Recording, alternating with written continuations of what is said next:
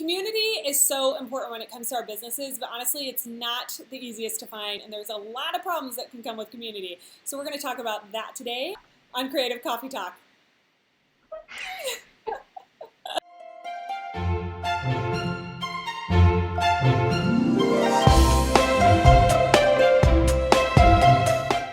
Hi, I'm Jamie Larson.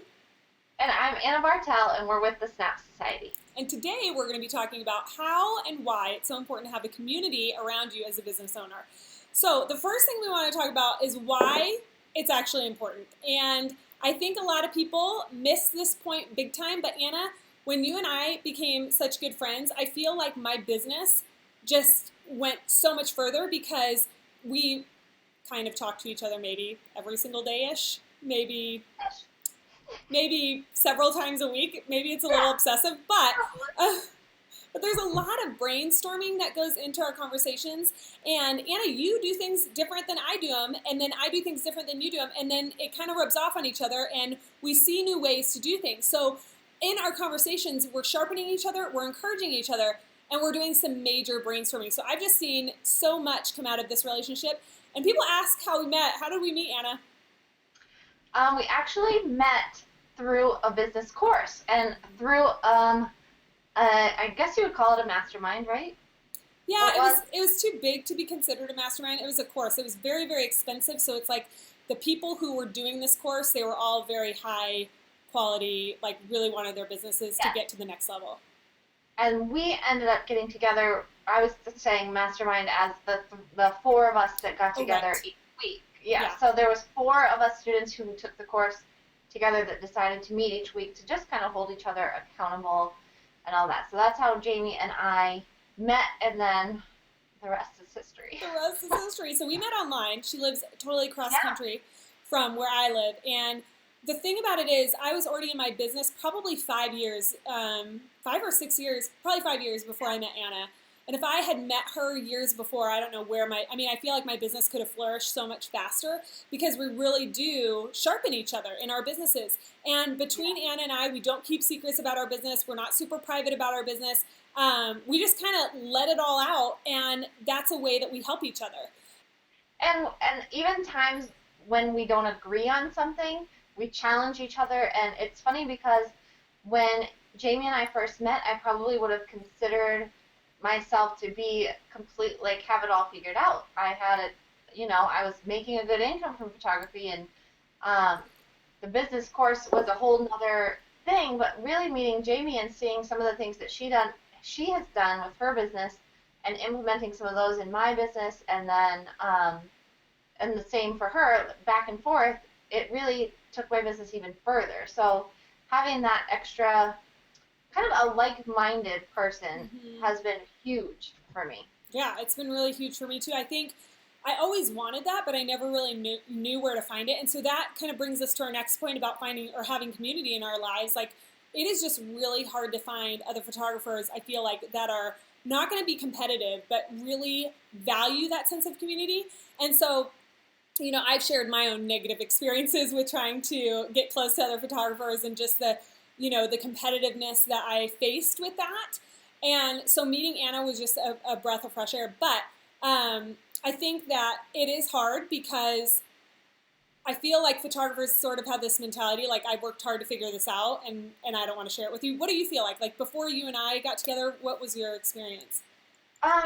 So I think that there can be two different kinds of experiences. It's either you get shut down completely, or you find kind of a community that's a little bit too large, and you get information overload. Yeah. And it's just too many different opinions, too much different things to choose from, and it's, what is it called, like choice paralysis or something like that, where like you have too many things that you could do to actually make a sound decision on any of them. So that was more my experience. I kind of I jumped right into the gun and started like a local photography group, and then I also was in a whole bunch of different photography groups online, and so I kind of was in the opposite situation where I was with like an overabundance of people. Yes. Where I wasn't really getting anything out of anybody because I was getting too much from everyone. Yeah, it was like really saturated. Yeah.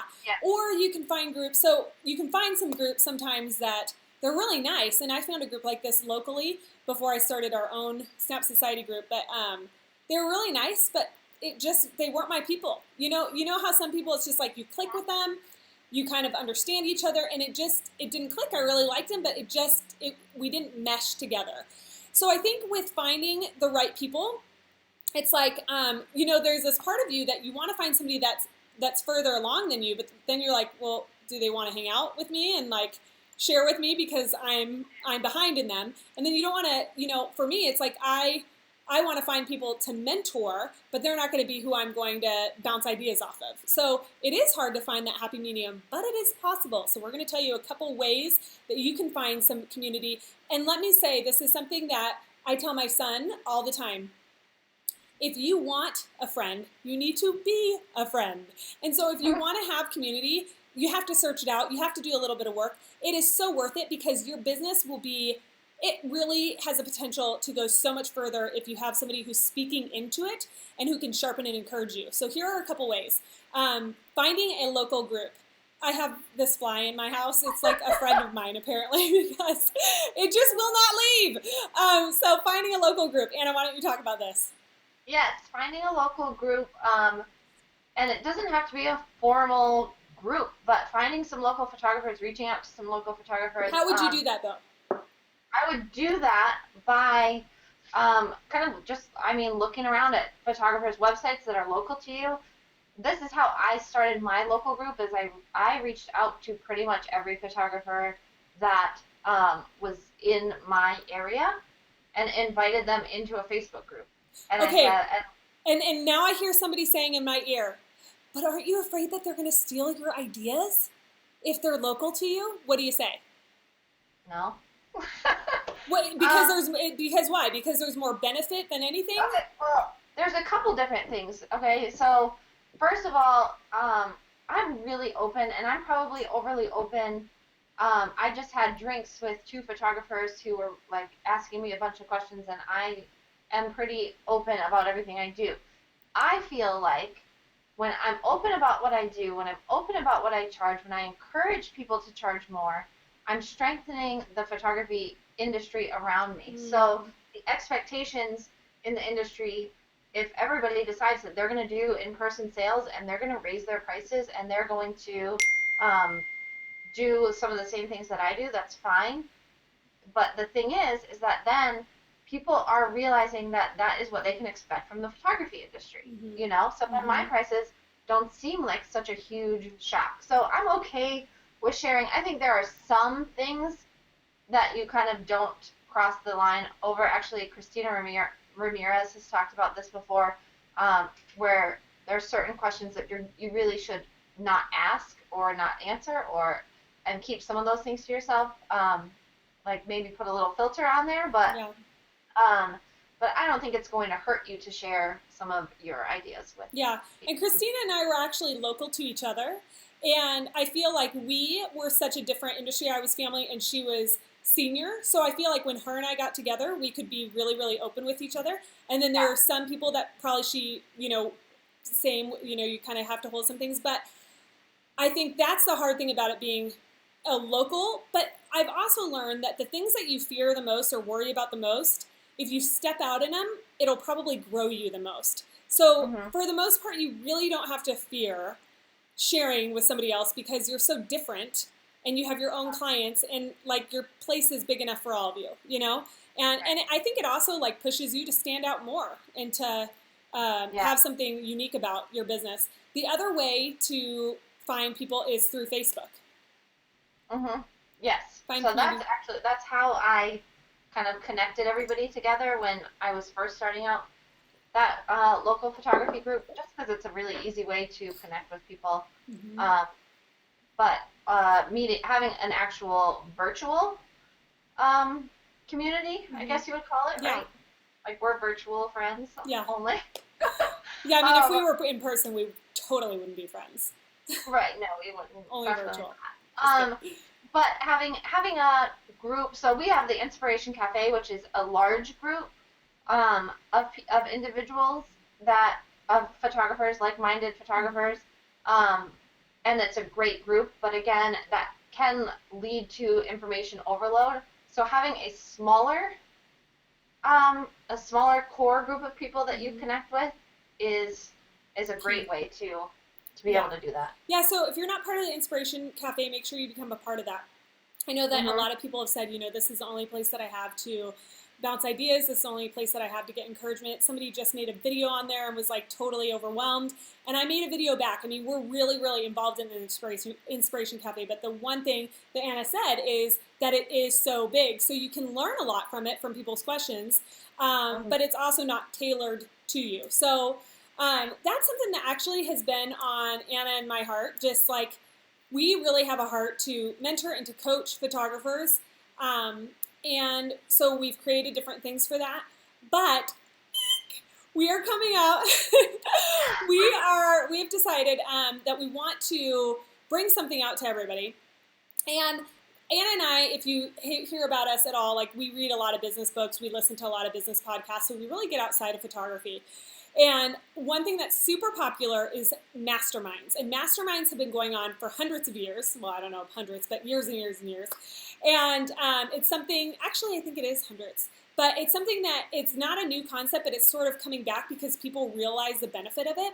And it's a smaller group of people who come together and they grow together. Now, there's professional masterminds. I was just looking at masterminds the other day, and I saw one for $15,000.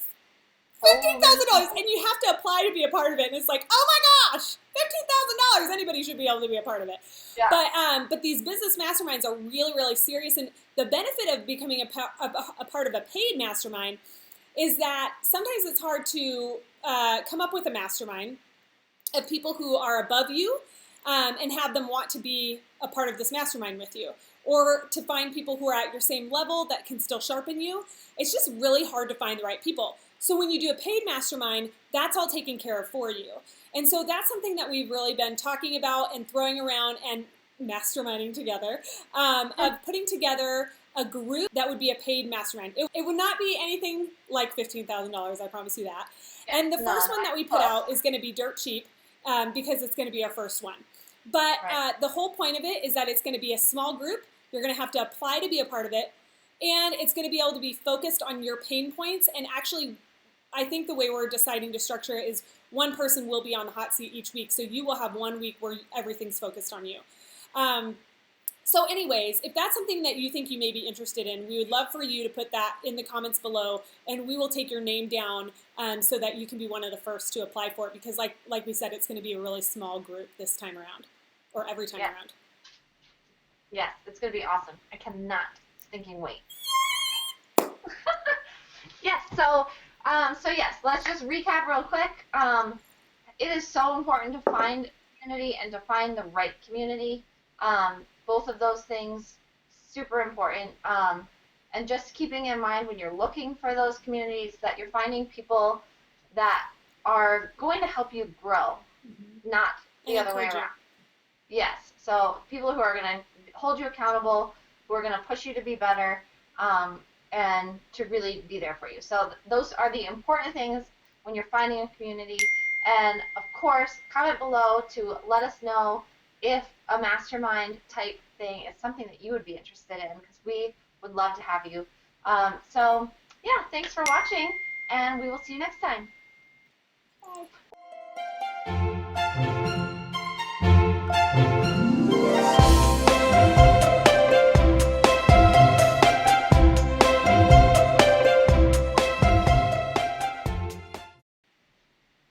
Thanks for watching.